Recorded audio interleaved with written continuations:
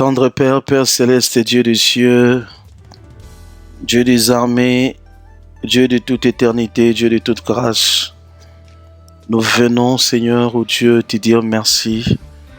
Merci pour ton amour, merci pour ta paix, merci pour ta joie. Merci pour ton amour qui dure à jamais. Alléluia. Tu es Dieu, tu es le roi des rois, tu es le Seigneur du Seigneur. Tu es le Dieu tout-puissant, tu es le Dieu parfait. Gloire te soit rendue, Seigneur Jésus, pour le parfait choix que tu as fait de nous garder en bonne santé, de nous voir en vie, Seigneur Jésus. Oh, merci Jésus. Un choix, Seigneur, qui n'est pas influencé par ce que nous sommes, puisque nous n'avons aucune qualité qui peut t'influencer. Oh Dieu, merci, tu nous aimes et ton amour est vrai. Seigneur, je bénis ton peuple qui en ce moment est en train de t'écouter. Seigneur, merci de prendre contrôle de tout. Merci Jésus de nous instruire, de nous parler, de nous avertir, de nous encourager, de nous fortifier. Alléluia. Prends contrôle de cette bouche que tu vas utiliser. Prends contrôle de ces oreilles qui vont écouter ta parole. Permets que cette parole soit transmise comme tu veux. Au nom de Jésus-Christ. Amen. Que Dieu vous bénisse. Si il y a un thème que je vais donner à l'exhortation d'aujourd'hui, c'est rentre là où Pharaon t'a cherché pour te faire mourir et remporte la victoire. Rentre là où on a cherché ton échec et va réussir. Rentre là où Pharaon te cherchait ou te cherchait pour te tuer et remporte la victoire. Toujours avec notre bien-aimé Moïse qui nous inspire.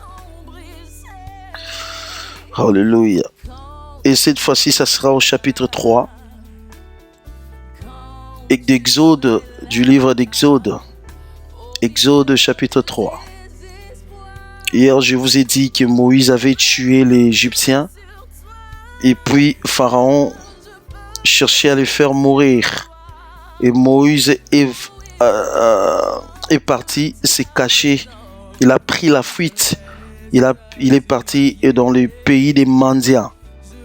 Et là-bas, et Dieu a fait grâce, il est devenu les beaux-fils de Jéthro. Jéthro lui avait donné sa fille Séphora comme femme. Et la Bible dit au verset 1er du chapitre 3, pendant que Moïse faisait paître les troupeaux de son beau-père Jéthro, les sacrificateurs des mendiants, l'ange de l'Éternel lui appela dans une flamme de feu. Retenez que quand la Bible parle de l'ange de l'Éternel, il s'agit de l'Éternel lui-même. Il s'agit de Dieu lui-même aussi, puisque Dieu, lorsqu'il vient nous visiter, voilà, il apparaît de manière différente. Voilà, quand on parle de l'ange de l'Éternel, on parle aussi, il s'agit de Dieu aussi. Et l'ange de l'Éternel l'a appelé. C'est pas le verset que je vais partager avec vous, c'est juste pour nous aider à aller là où nous allons parler. Nous allons parler tout à l'heure. Alors, dans une flamme de feu, dans un buisson ardent, l'ange de Dieu lui parle. Et Moïse parle avec Dieu. Et Dieu lui dit ceci, au verset 7e, c'est là que je vais parler avec vous aujourd'hui. L'Éternel dit, je vis la souffrance de mon peuple qui est en Égypte et j'ai entendu les cris que lui font pousser ses oppresseurs, car je connais ses douleurs. Je suis descendu pour les délivrer.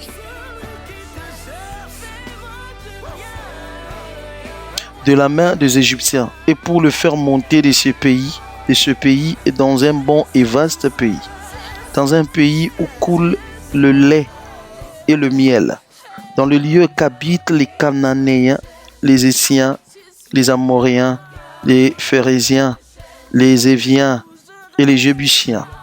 Voici les cris d'Israël sont venus jusqu'à moi. Et je vis l'oppression que leur font souffrir les Égyptiens. Maintenant, voilà, va, je t'enverrai auprès des pharaons. Qui cherchait à tuer Moïse? C'était Pharaon. Il est vrai que le Pharaon là était mort. Ici déjà, le Pharaon là est mort. Le Pharaon qui cherchait à tuer Moïse était mort. Puisque dans le verset 23 du chapitre 2, la Bible dit: longtemps après, le roi d'Égypte mourut et les enfants d'Israël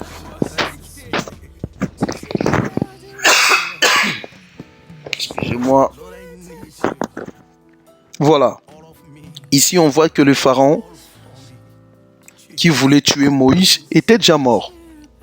Longtemps après, le roi d'Égypte mourut et les enfants d'Israël gemissaient encore sous la servitude et poussaient des cris. Voilà.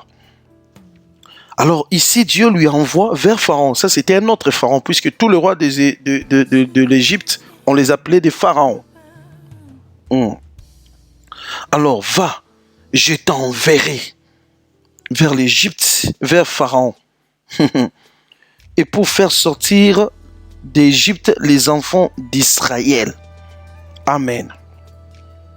On voit ici Dieu renvoyer Moïse en Égypte.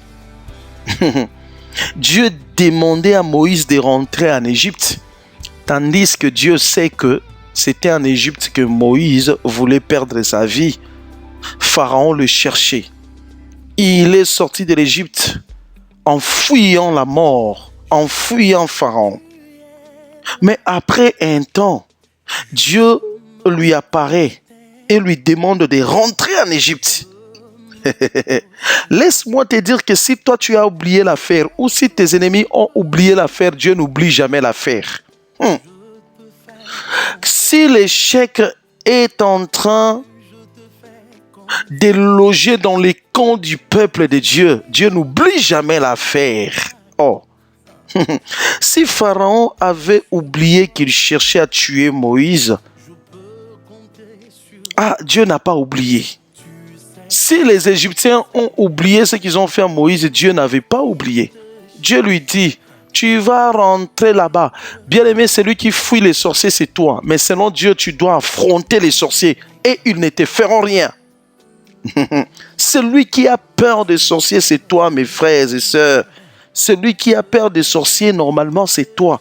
Mais selon Dieu, tu dois aller affronter ces sorciers et ils ne te feront rien. Ils ne te feront rien. Ça, c'est nous qui craignons. Ça, c'est nous qui fouillons. Ça, c'est nous lorsque tu apprends que l'oncle là qui est venu, c'est un sorcier, tu commences à trembler. Oh, la cousine là, ou la fille là, l'enfant là, c'est un sorcier. Tu commences à trembler. Tu commences à être méfiant. Mais selon le Seigneur, tu n'as pas peur. Les sorciers ne peuvent pas t'effrayer parce que toi, tu portes une responsabilité. Je vous avais dit que être béni, c'est porter une responsabilité. Quand tu es une source de bénédiction ou une bénédiction, c'est-à-dire tu as porté la responsabilité. Et la personne qui porte la responsabilité, on ne peut pas lui faire du mal, selon Dieu. Oh là là. Puisque sa vie, c'est Dieu lui-même, les problèmes de sa vie, c'est Dieu lui-même qui les traite. Dieu ne permet pas que quelqu'un d'autre touche à cette personne, puisque touche la vie de cette personne. Dieu ne permet pas que n'importe qui touche cette personne, puisqu'il a le mandat de Dieu. Il a la responsabilité de Dieu que Dieu lui a donnée. Il a sur ses épaules la charge de tout un peuple. C'est ce que tu dois savoir. À partir de maintenant, si tu crois que tu es béni, n'aie plus peur des sorciers. Même ici, tu apprends qu'ils ont dit ça, ils ont planifié des choses. Normalement, ils avaient écrit tel décret, telle ordonnance contre notre famille. Dit, ça ne me regarde pas puisque moi, je porte à moi une sémence, j'ai un mandat. J'ai la charge que Dieu m'a confiée, Dieu m'a donnée. C'est ce que tu dois savoir. Si tu comprends, gloire à Dieu. Dieu lui dit, tu dois rentrer là-bas parce que tu avais fui, c'était ton affaire avec Pharaon, mais moi j'ai mes affaires là-bas. Tu dois rentrer là-bas. J'aime quand Dieu a des affaires à traiter avec toi. Ouh. Dieu t'envoie là-bas. Il dit, rentre là-bas. Tu vas aller faire sortir mon peuple. Je t'envoie vers Pharaon. Il t'envoie vers celui qui t'a fait fuir. Et, bien aimé, fuir veut tout simplement dire ici le moment de faiblesse, les moments d'opprobre, les moments où tu es faible. Oui, parce que c'est celui qui est faible qui fuit. Moïse avait fui parce qu'il savait que Pharaon avait la force. Il était le roi, il avait l'armée, il avait tout. Et que c'était possible que Pharaon l'extermine. C'est pourquoi il avait fui. Le moment de faiblesse, les moments d'opprobre, le moment où tu ne peux même pas relever ta tête, les moments d'incertitude, les moments où tu manques, les moments où tu es dans la désolation.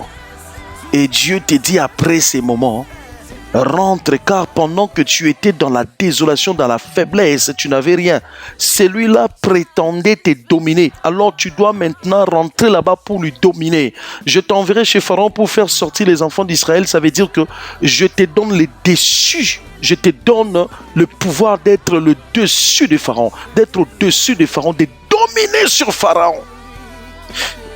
Waouh! Je te donne maintenant le pouvoir. Puisque si tu n'as pas ce pouvoir, comment tu vas délivrer les enfants d'Israël? Comment tu vas les faire sortir de l'Égypte? Puisqu'ils sont leurs esclaves. Les enfants d'Israël étaient les esclaves des Égyptiens. Qui es-tu pour aller là-bas pour demander que les enfants d'Israël sortent de l'Égypte? C'est que tu dois avoir la force. Une force qui est plus que celle de Pharaon. C'est-à-dire, je dois te renvoyer là où tu étais faible, là où on prétendait te dominer, là où on s'est moqué de toi. Je vais te renvoyer là-bas pour que toi, tu domines, pour que tu imposes ta domination. C'est pourquoi les jugements commencent par ceux qui t'ont insulté, ceux qui s'étaient moqués de toi, ceux qui n'avaient pas cru que Dieu pouvait faire quelque chose de bien dans ta vie. Les jugements, quand Dieu veut bénir ta vie, Dieu va d'abord juger ces gens-là. Ils doivent voir. Parce que ils avaient vu tes moments de faiblesse, ils doivent voir maintenant tes moments de force. S'ils avaient les yeux de voir comment tu pleurais, ils doivent aussi te voir comment tu souris, comment tu rigoles. C'est ça le principe de Dieu. Si quelqu'un t'avait vu pleurer, cette personne doit aussi te voir comment tu souris, comment tu rigoles. Ça c'est Dieu. Dieu fonctionne comme ça. Celui qui m'a vu dans la misère me verra dans l'abondance. Celui qui t'a vu pleurer te verra sourire, rigoler dans la joie. Celui qui t'a vu en train de manquer, il te verra dans l'abondance. Celui qui t'a vu malade te verra en bonne santé. Dieu ne laisse pas des choses comme ça puisque tu portes la bénédiction. Ça veut tout simplement dire, tu peux aussi être faible dans des moments d'incertitude, mais tu es toujours béni. C'est pour dire que les circonstances ne changent pas la bénédiction que Dieu t'a donnée. Voilà. Les circonstances ne changent pas ce que Dieu t'a donné. Tu peux aussi être faible, tu peux aussi être une bénédiction. Mais voilà, il y a aussi un temps qui peut faire en sorte que tu te retires aussi. Ça peut arriver, mais cela ne change pas la pensée que Dieu a pour ta vie. Et cela ne change pas ta bénédiction. Même quand tu pleures là, tu es toujours béni. Est-ce que tu le sais? Même quand ces problèmes-là persistent, ma soeur, mon frère, tu es toujours béni. C'est ce que tu dois savoir. Même lorsque je ne vois rien, mais je suis toujours béni. Je suis béni, mais je ne vois encore rien. Ce n'est pas un problème. J'aimerais juste dire à une personne que les circonstances ne changent pas ta bénédiction. Les échecs, tu peux échouer aussi, mais tu es béni. Mais ça ne change pas ta bénédiction. Et si Dieu a déposé la bénédiction en toi, ou si Dieu a fait de toi une bénédiction, une source de bénédiction, non, Dieu ne va pas laisser que ces combats finissent Mais la défaite est dans ton camp. Non, non, non, non, non, non, non. Dieu ne permettra pas que ces combats se terminent comme ça. Non, non, non. Hey, tant que toi, tu n'es pas encore victorieux, le combat ne finira pas. C'est ce que tu dois savoir. Tant que je ne suis pas encore victorieux ou victorieuse, les combats ne finira pas. C'est ça le principe. Ils peuvent prétendre régner. Alors, voyez, le pharaon qui voulait tuer Moïse, et Moïse qui était mort avant. On ne peut pas me répondre. Le pharaon qui voulait tuer Moïse, et Moïse qui était mort avant. C'est que l'ennemi veut faire dans ta vie, ça va lui attraper. Ça dit, il précède juste, il te montre juste, et c'est que tu verras très bientôt le sort que tu verras de sa vie. C'est que l'ennemi veut faire dans ta vie là. Tu le verras dans sa vie. Tu le verras s'accomplir dans ta vie. Donc si l'ennemi veut te combattre, veut te tuer, c'est juste un signal qui te montre que très bientôt tu vas me voir mourir. Si quelqu'un te maudit, il te montre juste et regarde comment moi je suis maudite ou maudit. Si quelqu'un t'insulte, il te dénigre, il te montre juste et regarde comment moi je suis dénigré. Pharaon qui voulait tuer Moïse était mort avant Moïse. Bien-aimé, quand tu as une mission que Dieu t'a confiée, tu ne mourras pas avant tes oppresseurs. Tu ne mourras pas avant tes ennemis. C'est eux qui mourront. Puisque la bénédiction est une ceinture de sécurité. Oh, c'est que l'armée des pharaons n'est rien devant ta bénédiction. Ta bénédiction a une armée qui est plus que l'armée des pharaons. Oh, malheur à ceux qui te cherchent les problèmes, mon Dieu. Hey. Malheur à ceux qui te calomnient. Malheur à ceux qui cherchent ta mort. Malheur à ceux qui cherchent te tuer. Ils sont juste en train de te dire que nous mourrons avant toi. Ah oui, nous mourrons avant toi. Malheur à ceux qui veulent que tu pleures. Ils sont juste en train de te signaler que nous, nos vies, ça ne va pas, on est malheureux. Oh, tu me comprends pas. Mais tu me comprends pas. Comprends ce que je suis en train de te dire, c'est pour ton bien. Et Dieu dit, écoute Moïse, tu vas rentrer là-bas. Bien-aimé, c'est là où on t'a dénigré que là où Dieu va commencer à t'honorer. C'est là où on t'a descendu que Dieu va t'élever. C'est là où on t'a refusé que tu seras réaccepté. Aïe. Et tu seras élevé, tu seras même le chef de celui qui t'avait refusé là. Oh. C'est là où ça n'a pas marché que Dieu va commencer avec toi. C'est pourquoi ton échec n'est pas une tombe. Oh là là. Ton échec n'est pas une tombe.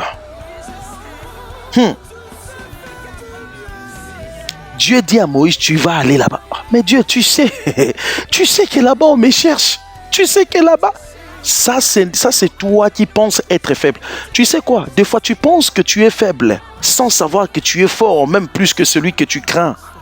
Et des fois tu penses que comme lui possède l'argent et que toi comme tu n'as pas, tu penses qu'il est plus que toi. Or que toi qui, même quand tu n'as pas, tu es plus que lui. Oh. C'est ça ce que tu dois savoir. Tu penses que comme hier ça n'a pas marché et que pour lui ça avait marché, tu penses qu'il est plus que toi. Même quand ça n'a pas marché pour toi, tu es tellement plus que lui. C'est-à-dire que quand tu es béni, ta vie ne dépend plus de toi, ta vie dépend de ta bénédiction. Or que la bénédiction est liée. La bénédiction, c'est l'approbation, c'est la pensée que Dieu a pour ta vie. La bénédiction, c'est la vie que Dieu te donne. C'est la pensée de Dieu que le ciel a pour ta vie. Donc, tant que tu dépendras de cette manière de voir les choses, de cette manière de voir les choses de Dieu, tu ne craindras personne. Que cette parole te fasse du bien. Que cette parole te fasse du bien, bien-aimé. Que cette parole te fasse du bien. Oh, Pharaon cherche à me faire mourir et toi tu m'envoies chez Pharaon? Waouh. Oh, j'aime Dieu. J'aime Dieu. Ton ennemi ne peut pas rester avec les slogans de « je l'ai vaincu ». Non, non, le mot victoire ne correspond pas à tes ennemis. Non, non, non, non, non, non, non. Le mot victoire, ce n'est pas un mot que ton ennemi peut employer. Non, non, non, non, non, non, non. Le mot victoire ne s'entend pas avec ton ennemi. Non, non, non, non, non. Le mot victoire n'appartient pas à l'ennemi. Et Dieu ne peut pas lui laisser continuer à utiliser ces mots tandis que toi tu pleures.